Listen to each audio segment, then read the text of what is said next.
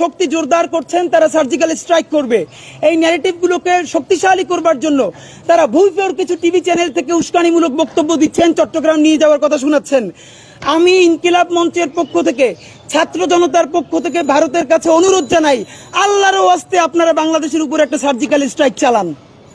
আমরা চাই ভারত তার কফিনের যেই শেষ পেরেকটা এখনো বাকি আছে সেইটা তারা যদি বাংলাদেশে একটা সার্জিক্যাল স্ট্রাইক চালায়, ইনশাআল্লাহ 20 কোটি ছাত্র জনতা ভারতের কফিনের শেষ পেরেকটা মেরে দেবে ইনশাআল্লাহ। কারণ ভারত যদি বাংলাদেশের উপরে সার্জিক্যাল স্ট্রাইক চালায়, পরের দিন ভারতের মানচিত্র আরো কমপক্ষে 60টা নতুন রাষ্ট্র নির্মিত হবে, আমরা জানিয়ে দিচ্ছি। ভারত বাংলাদেশে, দক্ষিণ এশিয়ায় ভারত এখনো এই অখণ্ডতা নিয়ে থাকবে কি থাকবে না, এই সিদ্ধান্ত এখন শুধু ভারতের হাতে নয়, এই সিদ্ধান্ত এখন বাংলাদেশের জনসাধারণের হাতে। যদি ভারতের অখণ্ডতা রক্ষা করতে হয়, আপনারা জুলাই বিপ্লবকে সম্মান করতে শিখুন।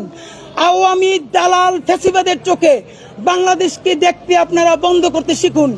জনতার চোখে, বাংলাদেশের স্বাধীন সার্বভৌম চোখে বাংলাদেশকে পড়তে শিখুন। আপনারা এখনো যাকে আশ্রিত করে রেখেছেন, লেন্দুব দর্জির ছোট বোন খুনি ফ্যাসিস্ট হাসিনাকে নিয়ে আশ্রিত রেখেছেন, তার পরামর্শে যদি বাংলাদেশে আক্রমণ চালান, 20 কোটি জনতার রক্তের উপর দিয়ে আপনি ভেসে যাবেন। আপনি যেই সেনা এখানে ডিপ্লয় করবেন, পাঞ্জাব কাশ্মীর বসে আছে, কোন সময় সেনা বাংলাদেশে ঢুকবে আর তখন পাঞ্জাব আর কাশ্মীর নতুন স্বাধীন রাষ্ট্র হয়ে যাবে।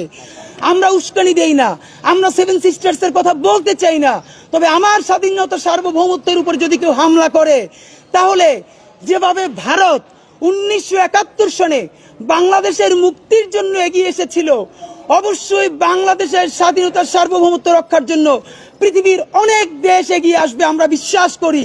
এবং ভারত যদি সাহস থাকে, তারা হামলা করে দেখাক, আমরা বললাম ইনশাআল্লাহ। কারণ আমরা ইতিমধ্যে শহীদ, আমাদের আর মরে যাওয়ার কোনো ভয় নাই। শহীদদেরকে, যাদের অবস্থান, যারা বেঁচে আছে গোরস্থানের মধ্যে, তাদেরকে আপনারা আর কবরের আর লাশের ভয় দেখাইয়েন না।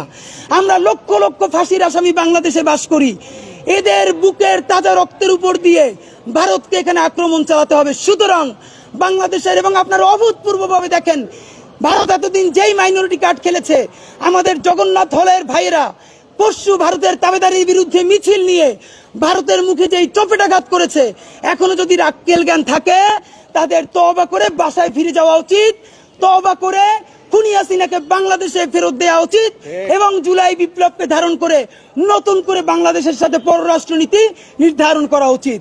আমরা আপনাদের প্রতিবাদ স্বরূপ জানাতে চাই, আজমির ষড়যন্ত্রে যেই তারা কাজ করছে, একই সাথে আপনারা দেখেন বাংলাদেশের মিডিয়াকে প্রশ্ন করতে চাই, মিডিয়া নিউজ করেছেন যে যুক্তরাজ্য নাকি বাংলাদেশে ভ্রমণের জন্য সতর্কতা জারি করেছে। ভাই, আল্লাহর ওয়াস্তে মিডিয়াওয়ালাদের ভাইদেরকে বলি, হয়তো ফ্যাসিবাদের দালালি ছাড়েন, অথবা একটু পড়াশোনা করে নিউজ করেন, কি সাংবাদিকতা করেন যে আপনাদের চেয়েও আমরা এগুলো ভালো বুঝি। প্রত্যেকটা ফরেন পলিসি, তাদের রাষ্ট্রের এম্বাসিতে তাদের যে ওয়েবসাইট থাকে, এই ওয়েবসাইটের একটা অংশ থাকে কোন পাঁচটা ঝামেলা।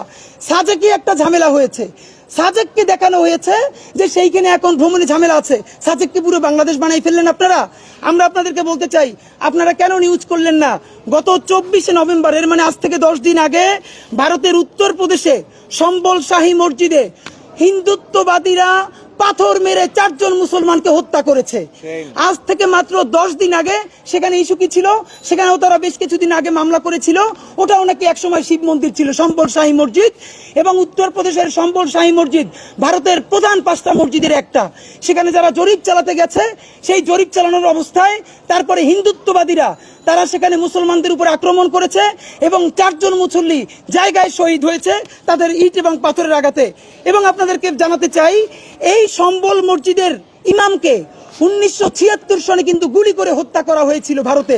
আপনারা মিডিয়া এখন পর্যন্ত তা বলেন নাই। আমরা আপনাদেরকে মনে করে দিতে চাই, আজকে 4 ডিসেম্বর, আর মাত্র কালকে বাদে পরশু 6 ডিসেম্বর, যেদিন আমরা আমাদের কর্মসূচি ঘোষণা করব, সেই গল্প তো বাংলাদেশের মানুষের ভুলে গেলে হবে না। আপনারা জানেন 1949 সালে আমাদের মোগল আমলে নির্মিত ঐতিহাসিক বাবরি মসজিদ, সেইখানে চক্রান্ত করে একটি রাম মূর্তি রেখে এসে তারপরে বলা হলো এখন আমাদেরকে পুজো করার ব্যবস্থা করে দিতে হবে। তারপর আদালত 40 বছর পর্যন্ত বাবরি মসজিদে মুসলমানদেরকে নামাজও পড়তে দেয় নাই এই কথা বলে। তারপরে আপনারা সকল ইতিহাস জানেন 1992 সালে দক্ষিণ এশিয়ায়, আমার জানা মতে এশিয়ায় বা পৃথিবীর কোথাও, রাজনৈতিক দলের মদদে প্রকাশ্যে উৎসব করে বাবরি মসজিদ 1992 সালের 6 ডিসেম্বর যেভাবে ভাঙ্গা হয়েছে, গত 1 শতাব্দীতে পৃথিবীর কোন দেশে এরকম ধর্মীয় উপাসনালয় রাজনৈতিক দলের ইন্ধনে হামলা করে ধ্বংস করা হয়েছে এর কোনো নজির নাই। একমাত্র এই নজির ভারত করেছে। প্রকাশ্য দিবালোকে আমাদের ঐতিহাসিক বাবরি মসজিদকে তারা 6 ডিসেম্বর ভেঙে ফেলেছে। আপনারা জানেন এই বাবরি মসজিদ ভেঙেছে কিন্তু 1992 সালে, তার ন্যারেটিভ নির্মাণ করেছে কিন্তু 1949 সালে। এর মানে প্রায় 40 বছর পরে তারা এই মসজিদ কিন্তু হত্যা করেছে। একইভাবে তারা এখন আজমির শরীফে কেবল বলতে শুরু করেছে। আজমির শরীফকে তারা আজকে বলছে 50 বছর পরে আমরা দেখব আজমির শরীফেও এরকম, আজমির শরীফকে নাই করে দিয়ে সেখানে একটি শিব মন্দির করা হবে। সম্বল শাহী মসজিদ সেখানে আজকে হত্যা করা হয়েছে, 50 বছর পরে আমরা দেখব সেটা একটা মন্দির হয়ে গেছে। গুজরাট গণহত্যা 2002 সালে, এখন যে মোদি, কসাই মোদি, যে আজকে বিজেপির এবং ভারতের প্রধানমন্ত্রী হয়ে আছে, গত 20 বছরে গুজরাটে যে গণহত্যা হয়েছে, 1000-এর অধিক মানুষ ন্যূনতম যাদেরকে আগুন দিয়ে পুড়িয়ে হত্যা করা হয়েছে, মুসলমানদের ঘর বাড়ি লুট করা হয়েছে, ধর্ষণ করা হয়েছে। আপনারা পারলে বলেন তো যে গত 20 বছরে এরকম একটা গণহত্যা দক্ষিণ এশিয়ার একটা দেশে আর চলেছে?